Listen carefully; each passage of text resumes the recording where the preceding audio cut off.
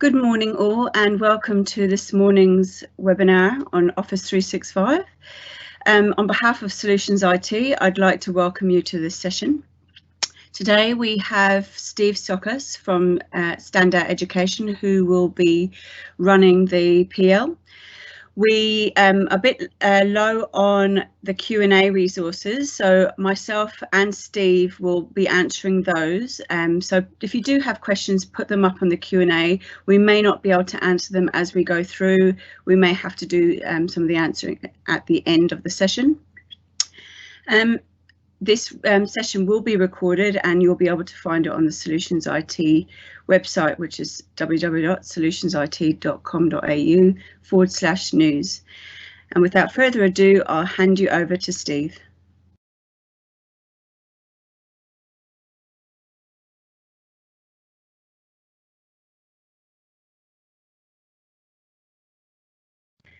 Steve, I think you're on mute.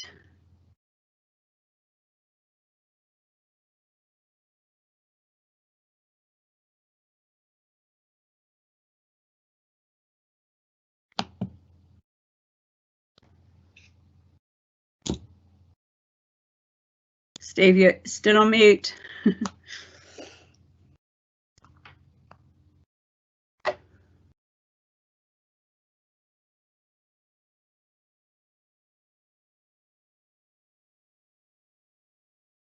Hi, Steve. I'm not getting any sound, and I don't know if anybody else is. Can you just check your mic?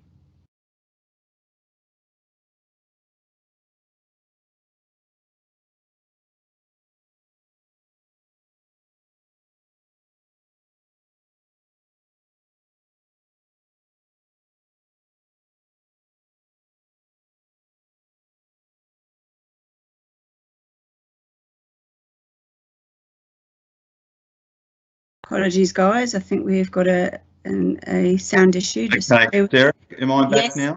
You are. I just the unmuting part of me coming back on wasn't playing nice, so apologies for that.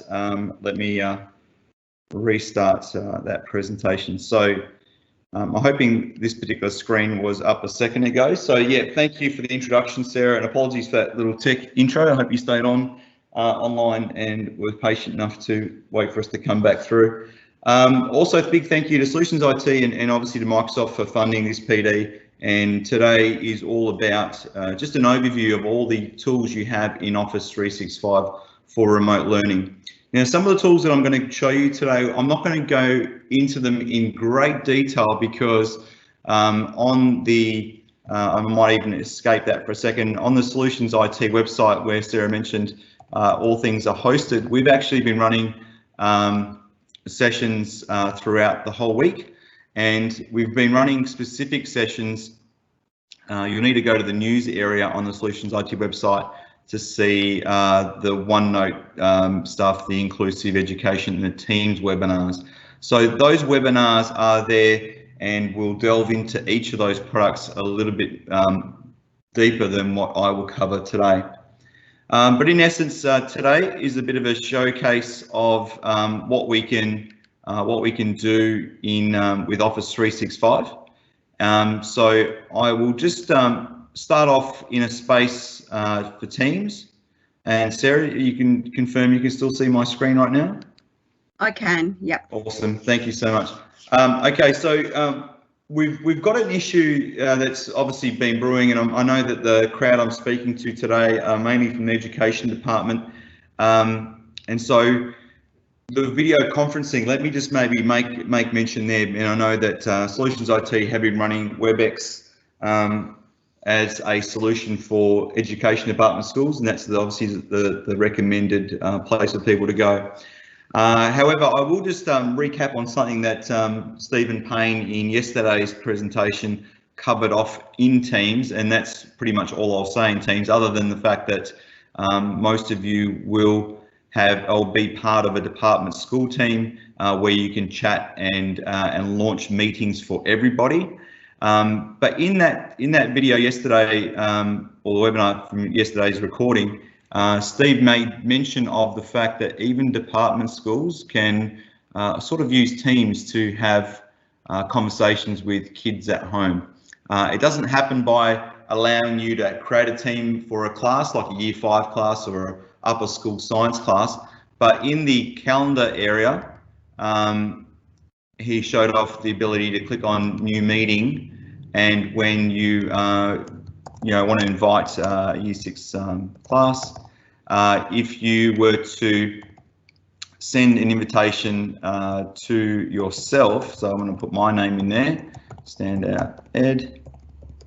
We've just seen a PowerPoint slide, Steve. I'm not sure if you want to show your calendar. Okay, I'm just going to go back.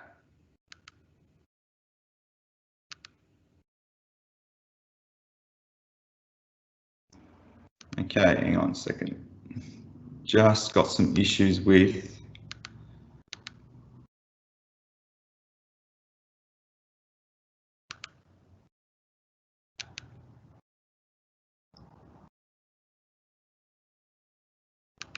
Okay, let's try that again.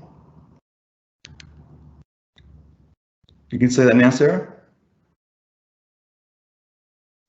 Sarah, you can see that now? Yes, I can, thank you. Okay, yep. Sorry, we're getting a bit glitchy this morning. We've had a few issues in the startup, so let's take that off from where I was a second ago. So yes, I was talking about how in Teams people have the ability to go to the calendar area within Teams and launch a new meeting, and then be able to type in a class like Year 6 class and add yourself as a member of, well, it's like you're sending yourself an invitation to that meeting. So if I type in that and put my email address in, it will actually give me a chance to invite myself, and I'll set that to be, you know, if I told my class that I wanted to meet with them at 10 o'clock today, I could send that. Now, I could have actually punched in all the kids' names. However, an easier way would be to go now back to the calendar area. And when that calendar entry is created, and I might just open one up from yesterday. Oh no, there you go, it's been made. When you open that particular calendar entry up, it actually has created a team link, and that's something you can obviously paste on Connect or send to kids and enjoy an experience, hopefully better than the one we've started this morning, but you'll have the ability to launch Teams meetings with kids through that mechanism.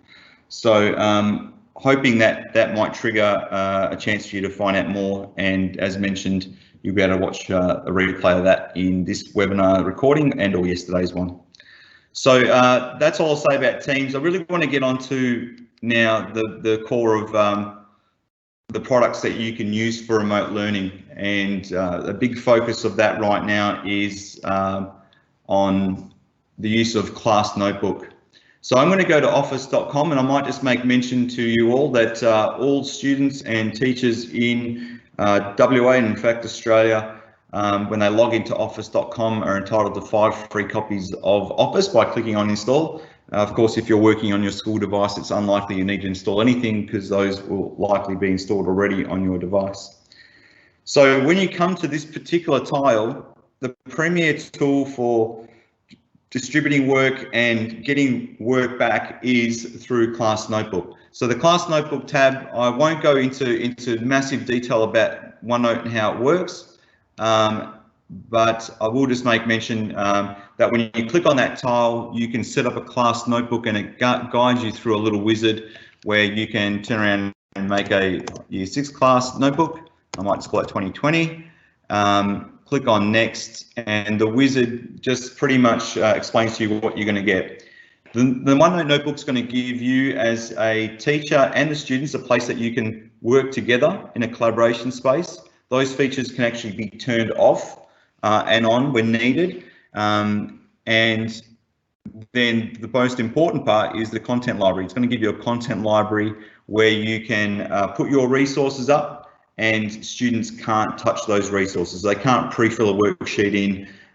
They can only view the content.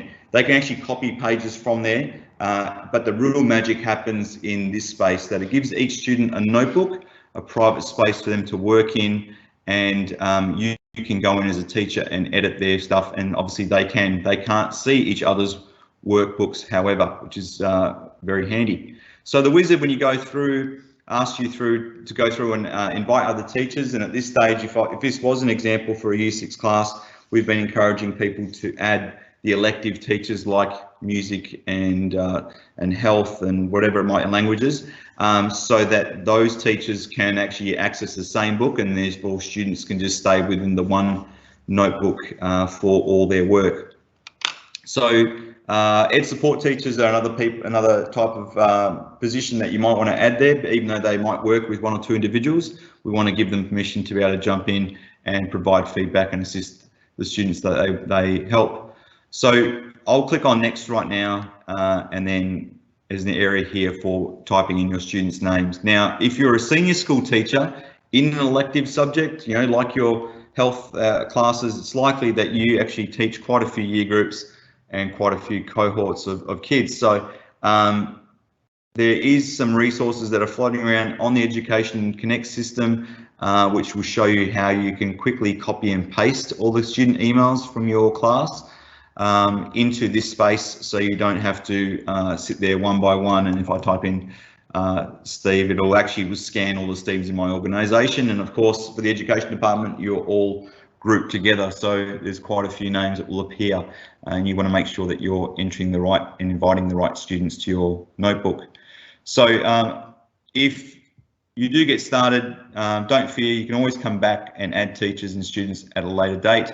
And so you click on next, and in this space, what do you want their notebooks to look like? This is the organisation that OneNote provides, and maybe if I backtrack a little bit, OneNote really is just, you know, OneNote Classroom or Class Notebook is that direct replacement for that paper-based worksheet or booklet that you would submit. However, you just don't have to collect it back. So in this area, an example for Year 6 would be that I have, you know, things like science in here, maths, and then I would just go through and make all the sections that the students actually have. So I'll skip next through that, and you get a bit of a preview button before you get prompted to create. Now the finished product looks like this, and I'm going to launch my OneNote and my sample for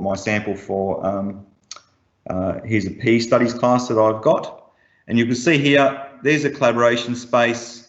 Here's the content library and anything within it, resources that, again, kids cannot go into. I can start transposing documents that exist currently in Word and PowerPoint files and start bringing them into this space. So really the first steps of OneNote is getting the notebook started, and then it's really starting to bring those content elements into your page. OneNote does some pretty crazy things in terms of embedding resources, and if I quickly demo some of that, you'll see that I've got some resources that come from FET IT, and there's some interactive elements that are built straight into the page, and so kids can interact directly onto a page. Things like Flipgrid, videos from YouTube, all those sort of elements come through and get embedded on page. So this is a video from YouTube, and when it gets put onto a link, gets placed onto a screen, it turns into a thumbnail and doesn't have all the distractions that come with YouTube. It just plays directly on the page. You then layer that with a whole bunch of questions underneath, and you've got an amazing interactive resource that you can play with.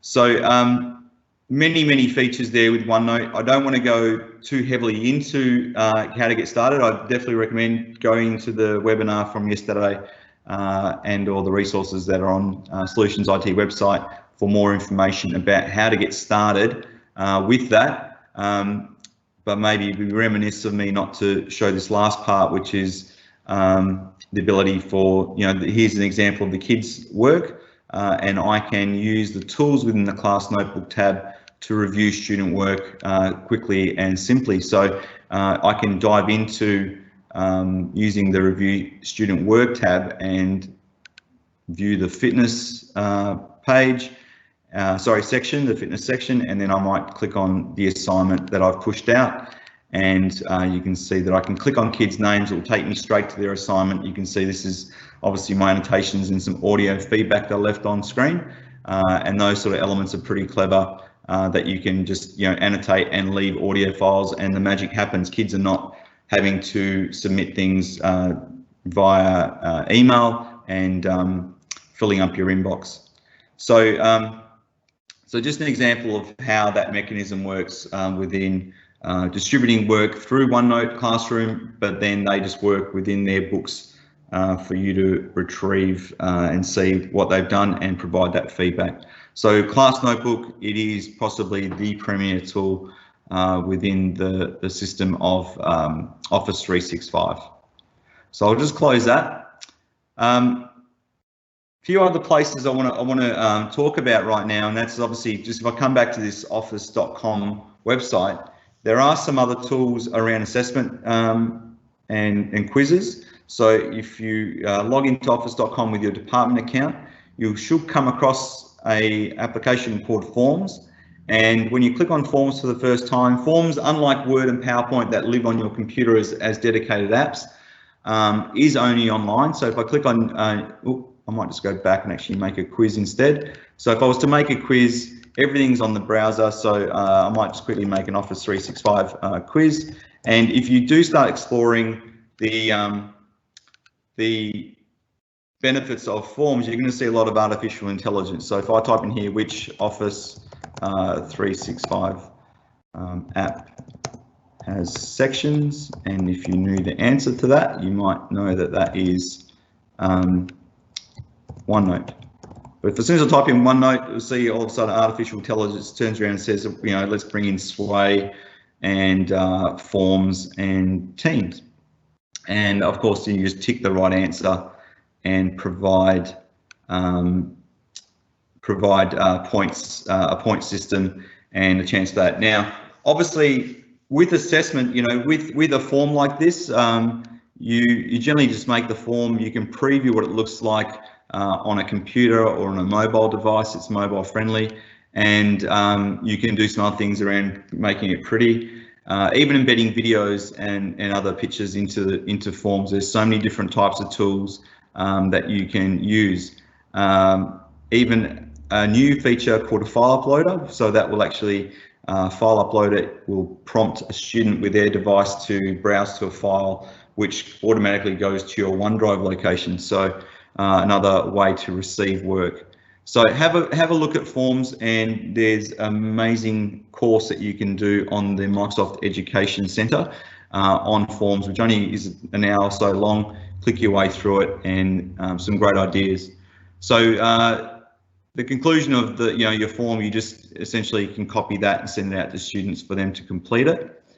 However, interesting times. We've got our kids at home, and we can't run a conventional test like we once would, so pretty much makes all tests open book to a certain degree. So Forms, though, still plays a great role in providing quiz solutions and some interactivity with your kids. Another solution that is heavily being explored for students in a different way of submitting work is Flipgrid. So Flipgrid is a Microsoft product. And when you go to Flipgrid from the home screen, you'll see there's an education sign up, and you just have to sign in with your education account. So how does it work? Well, Flipgrid essentially is a solution for receiving video. Video has always been an issue for kids creating video at home. Either it might be an iMovie video they're making, or it might be something they've quickly shot on any device. How do they quickly then share it with you? Or a performance. They can actually deliver a performance directly into Flipgrid. So again, rather than them trying to figure out how they can get you a file that's really, really big in size and send you links to it, Flipgrid gives you a solution. So how does it quickly work? Essentially, you just go to add a new grid. And if I was to quickly make one for a Year 6 class, you'll need to select the school email to make sure that you are appeasing by privacy rules and regulations from the department. So you don't want to be creating IDs, and you don't want to be going public. But essentially, when you click on that, and I click on next, you will actually see on yours anyone with @education or students at .education.wa.edu. That will appear, which means that only students with that sign up can actually access your particular grid. I'll click on next, In fact, it's going to bug me for one. Next, and I can go to the grid. So for the grid, the way this works is, yeah, look, it actually gives you a pre-made grid. Say hello on Flipgrid. But if this was a music class, I could turn around and create a topic and make that term 2, week 3 performance. And you can see the recording time is 1:30, but you've got up to 10 minutes now of recording time. So I'll click on create topic. Needs me to put a demo in, so I'm going to click on type a few words in there so I can create a topic, and then the kids can visit that particular link and upload their video.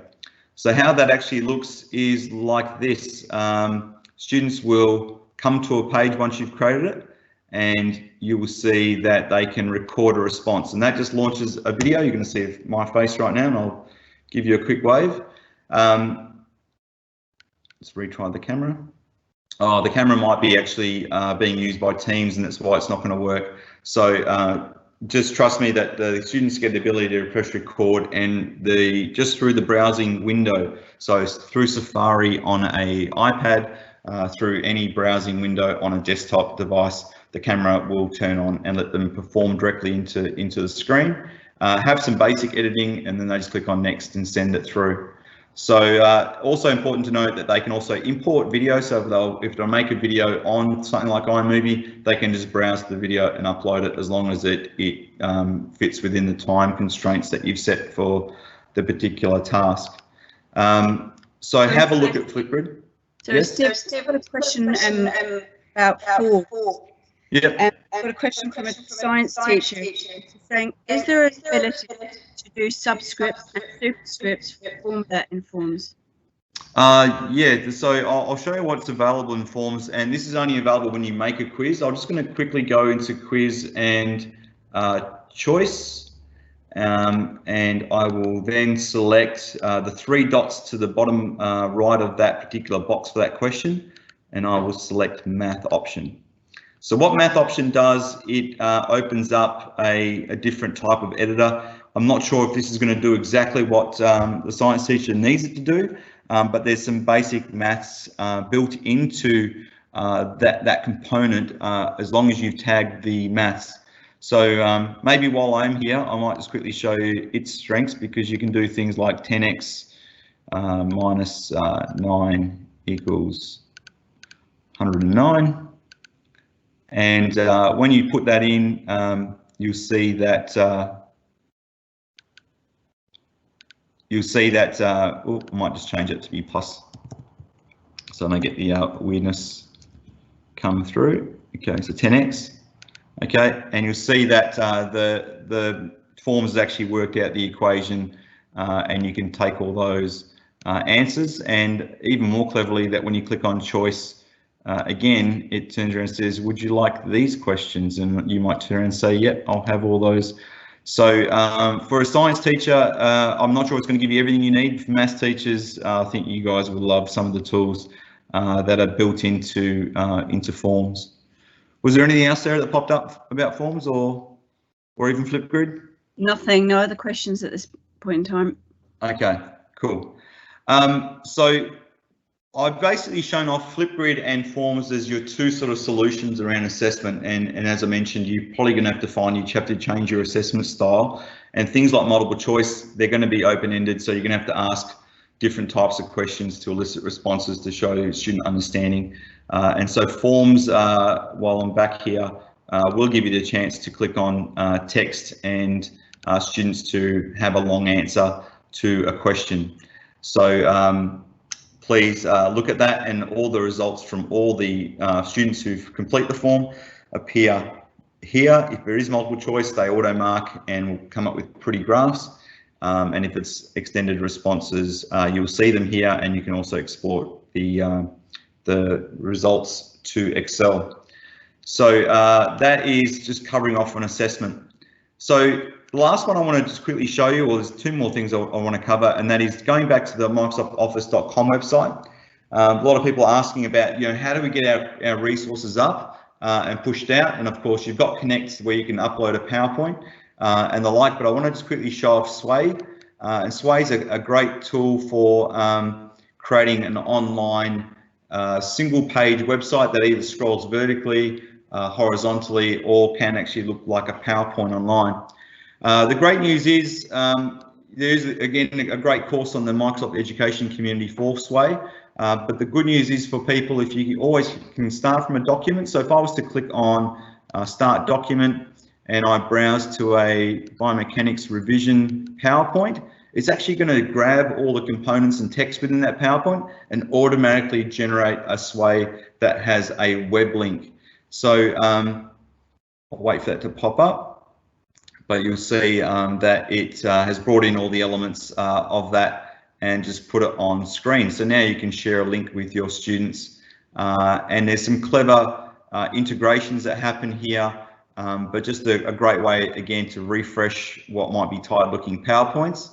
And if I maybe go to my Sway demo, you'll see there are other elements within Sway, things like being able to create cue cards that scroll and spin. Sorry, let's go back up. Cue cards that interactively. Now the magic of this is just dragging and typing directly into a Sway. There are opportunities for you to embed video, text and headings obviously, and then things like photo gallery. So if you had a whole bunch of photos you wanted the kids to look at, when you drag them into Sway, it automatically creates a media gallery carousel where people can view those photos and even make them full screen. Other elements include the ability to have comparison sliders and even embed forms and Word documents and PowerPoints. So you can see there's Word documents and stuff on screen. So just another tool. Have a look at Sway, and I think you'll become a big fan. And also want to plant the seed that your kids can make a Sway by going to office.com. And the great thing about Sway is that it doesn't let students get bogged down with the interactive elements of how things look. They all almost preset, and it's really just dragging and dropping what they call cards: a heading card, a text card, a media card, and it is very simple to use. So for junior school kids, consider having a look at Sway yourself first, and then working out whether your kids would like to do it. And you can see here an example of how this photo, there's some moving elements and there's a bit more engagement with the content that is within Sway. So just one of the ones that on the office.com homepage. The last one I want to really talk about and plant a few seeds, and that's the world of Minecraft. So Minecraft has been given for free to all schools and teachers, and there are some a remote learning pack around Minecraft. And Minecraft, for those who've never seen it, it's all about building blocks and being creative and giving kids the chance to be creative, individual in their design. They can collaborate, and in a school presence, they can join each other's worlds. However, even when they are working at home, they will have access to a whole bunch of resources across a whole heap of learning areas. So I'll quickly log in and demo what's available to you in this space.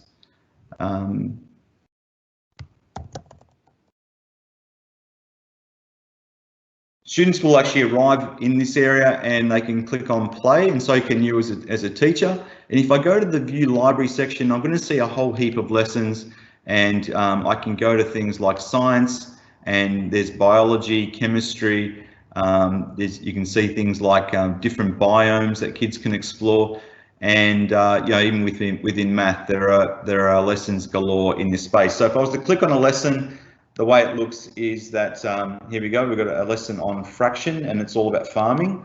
So you can see lesson plans, which is a downloadable PDF with instructions about the cues you need to give students, and then the ability to create the world. But you can just grab a share link if you wanted your kids to do this at home. Grab the share link and send it to them, and it will prompt them to download the world and the like. So they'll need to have the application installed on their computer. So if you want to learn more about Minecraft EDU, just Google it and you'll find that you'll arrive at a website that is all about education, minecraft.net, and within it resources for teachers and instructions on how to install it that you can send your kids if they've already gone home and you haven't had a chance to do that. It is free. Kids need to be able to log in using their school account, and if there was a family at home that had all the kids in the same school, like in all part of the education system, or department schools, they could all actually join a world and build collaboratively. So another one of the tools that is being promoted that you can use for your remote learning using the game-based learning within Minecraft. So I know I screened through many parts of that. So we looked at Teams and being able to generate meetings. We looked at Class Notebook and a quick run through what that looks like as a tool. Forms and Flipgrid. We looked at Sway, and we've had a quick look at Minecraft. And I remember, and I mentioned earlier, go through and have a look at the webinars on Solutions IT website that have maybe focused on all of these elements for greater in-depth walkthrough, and that hopefully will help you with your training needs. So other than that, I know that Sarah will paste some links for remote learning on the support material with the webinar, and one of those links will guide you to the education.microsoft.com website. This site's been recognised by the Teacher Registration Board of WA as a place for online learning. So we definitely recommend everyone jumps into this space, gets signed in, and you can start exploring the courses on anything you've seen today, including OneNote and Teams and Sway and even Minecraft. There is a code which I will quickly bring up that will give you some points for today. And that code I'll just bring up on screen and maybe leave it there while we take some questions. So if you've got a pen and or you've logged into this website, you'll find that you can click on your name to redeem the code. And I'll bring up that code shortly. But while I'm doing that, Sarah, is any other questions that have come through? There are. So I'm echoing. Hope I sound sensible. Yep, you're not echoing for me. On Teams chat, I am unable to access the whiteboard. I want to record myself demonstrating something to my class on the whiteboard. Sorry, it just got a little bit glitchy there towards the end. But the question is, I want to record myself demonstrating something to my class using the whiteboard, using Teams chat. Currently not a feature within the Teams chat area. You can actually project your screen and select desktop and then actually download and install whiteboard rather than going through the way it might look when you're chatting with other teachers. So just download, choose a desktop so you're projecting a desktop, but then do yourself a favor and download whiteboard as an app, and that way that sort of ticks a box that you can just use whiteboard and elements of it for what you want to achieve. Hope that helped. Great. And I have another one. Can you put Sway directly into Class Notebook? Sway into Class Notebook, yes. So any Sways, if I've got a Sway if I go to that demo Sway that I had, Sway is one of the tools that you can embed into a notebook. So if I click on that particular Sway, and if I launch a OneNote page, then you can, let's wait for that to load up. You can paste that in and it will turn into, I'll just go to a book that I know I can play with. Add page. There's the link for the Sway. You just paste that Sway link in, press enter, and that automatically turns into a tile that kids can actually click on, and that Sway will start coming through and be able to play within that window. With everything that you can embed, you normally have the ability to go full screen. So you'll see that I've got a full screen option. So right now I can click on this Sway, scroll down through elements of it, and magnify it to see more. So forms, there is a list. Maybe we'll see if we can send that with the resource list that we can place online. there's a list of places that you can, or list of resources that you can use that will all embed into OneNote pages. But you can expect everything Microsoft will embed, much like it has on screen. That's lovely. There's no other questions. Okay. I've managed to actually get my lose my code, so hopefully I've actually got the right file. So those of you who want to redeem the code for the 45 minutes you've spent today, I'll put that up on screen now. Hopefully it's going to load. Yeah, there we go. So that can go on screen now. If you go to the education community website, you can go to redeem and get that code in there, and this code will be in the video once Sarah uploads it, in case you missed on the opportunity to jot that down. But other than that, thanks for your time today. Obviously, keep your communications up with the support networks around the place, and we look forward to continue helping you into term 2. Thank you, Steve. And just to reiterate, there is just a big thank you actually to Standout Education. Over the past 2 weeks, I think we've done something like 22 webinars, and a fair chunk has been you guys. So I just want to say a big thank you for you for giving up your time to be able to support the WA education community. And just while I have the floor, just like to say to everyone on the call, there is plenty more recordings that drill down into each sort of area that Steve has been talking about today. So definitely go up to our website and go to the news section, and you'll be able to find all those recordings.